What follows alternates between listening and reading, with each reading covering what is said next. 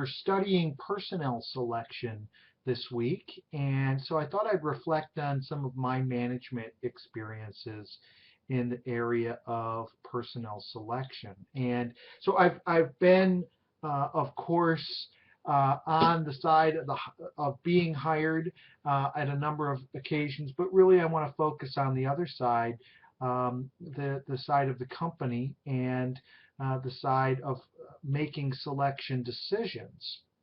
And and of course, I've done a lot of different job interviews over the years.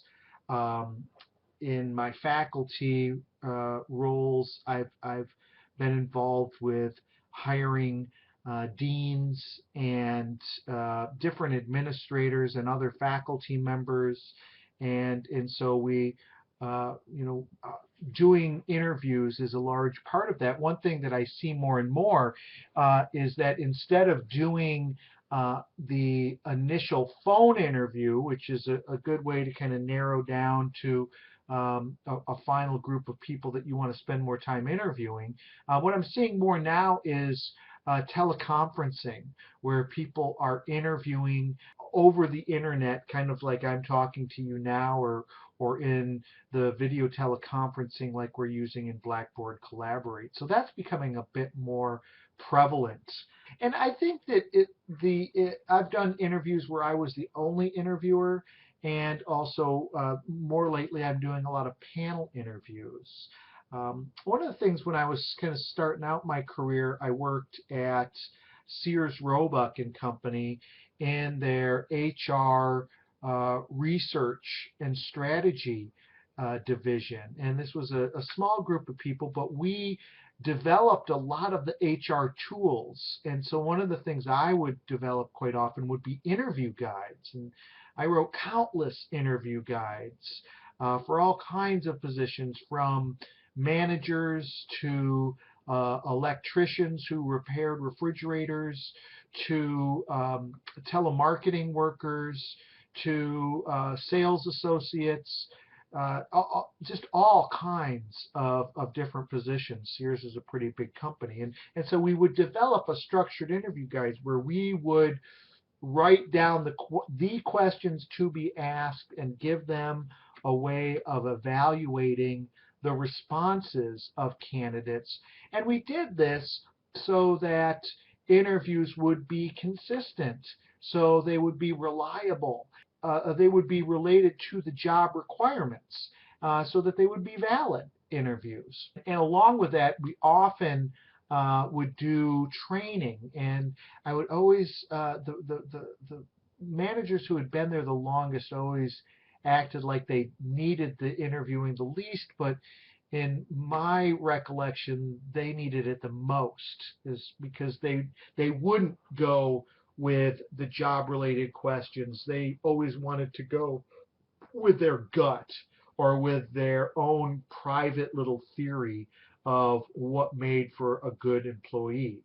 And as HR managers, those are things that we have to watch out for, because that's where people start asking questions that can violate EEOC laws, and you really need to prepare managers to do interviewing.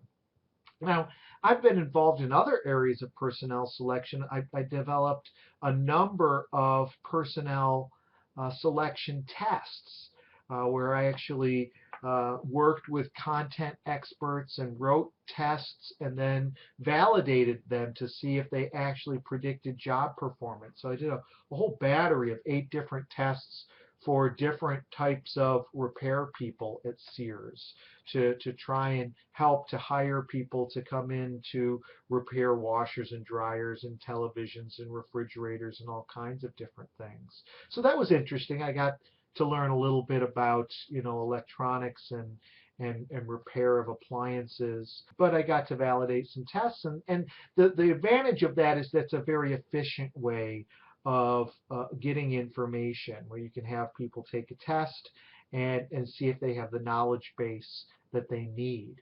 Probably the most interesting selection work I did at Sears was developing and executing an assessment center.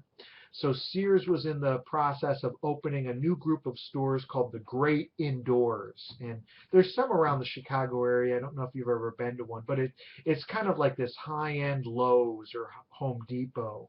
And they were really neat stores, and we were selecting managers. And so we went in and we did this 3-day process where we gave them personality tests and multiple rounds of interviews.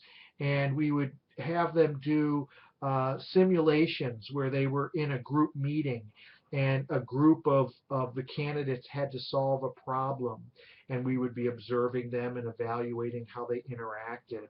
And probably the most fun was doing the role playing. And so I would act like a disgruntled customer or like a troublesome employee and kind of challenge them and try and push their buttons and see how they would react to that. And again, there would be people observing. And so this was like at least a 2-day process for these candidates. And it was really intensive, and it, I think, really helped to decide who would actually be offered a position. Okay, bye.